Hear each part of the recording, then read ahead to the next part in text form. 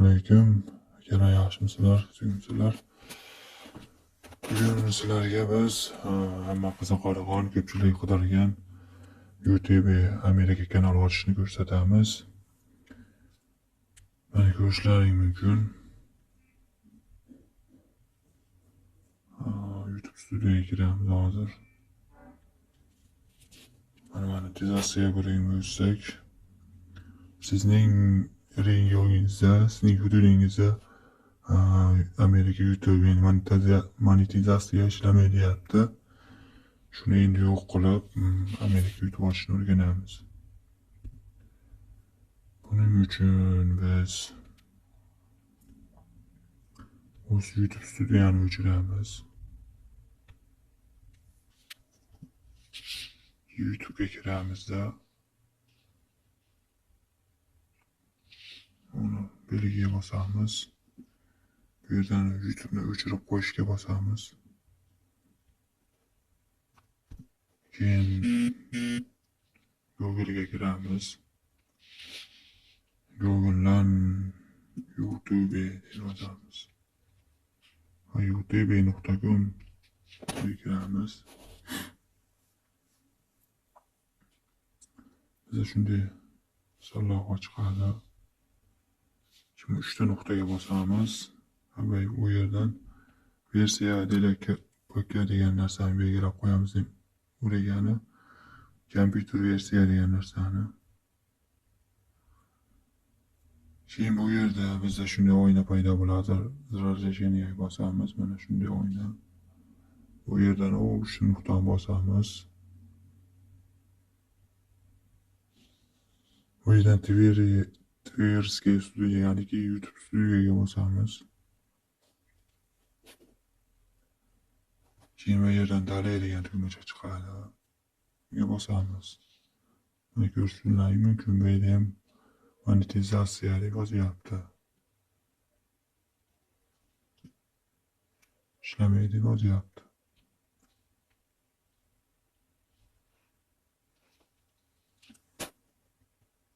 Dalay degan tugmachani bosamiz. Keyin bu yerdan biz 3 ta nuqtani bosamiz. Keyin Nastroyka degan joyda Nastroyka kanal degan joyga bosamiz.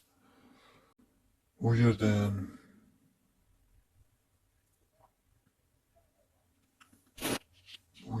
biz Nastroyka kanaliga kirib, Nastroyka kanal. Keyin Nastroykaning belgisi boriga kiramiz. Bu yerdan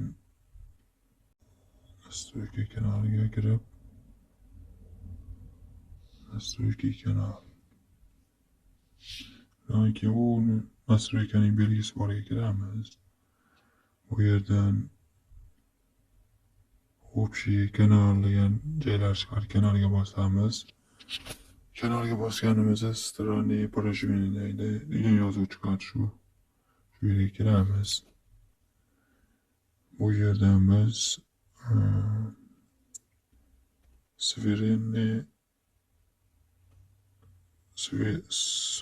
Sweden shtat degan yerga bosamiz. Shu yerga bosib, saqlang tugmachasiga bosamiz. Keyin shundan so'ng gilamli meni yo'qotamiz. Keyin monetizatsiya degan bo'limga o'tamiz. Ko'rib turganlaringdek monetizatsiya bizda yonida. Mana shartlarni bajarishingiz mumkin deyapti. 18 fevral 2026. Bizga 1000 ta obunachi kerak va 4000 soat bir yilda bajarishimiz kerak. Yoki shortsda 10 minutda video. Shularni bajarsak, YouTube bizga pul to'lashni boshlaydi. Endi bu yerdan chiqib ketamiz.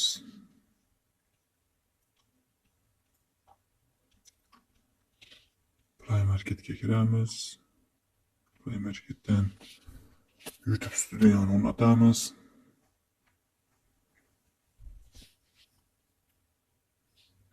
Bundan so'ng YouTube'ni ham yoqib qo'yishingiz mumkin, klachet qilib.